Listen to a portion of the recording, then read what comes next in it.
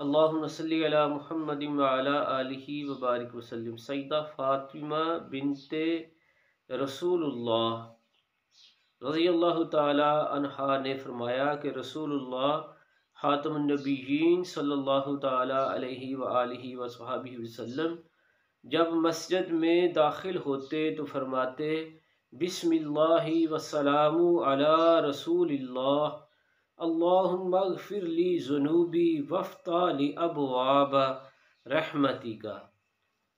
وَإِذَا خَرَجَ، اور جب مسجد سے باہر تشریف لاتے قالا تو فرماتے بسم اللہ والسلام علی رسول اللہ، اللہم اغفر لی ذنوبی وافتح لی ابواب فضلک۔ تو اس دعا میں آقا کریم علیہ السلام نے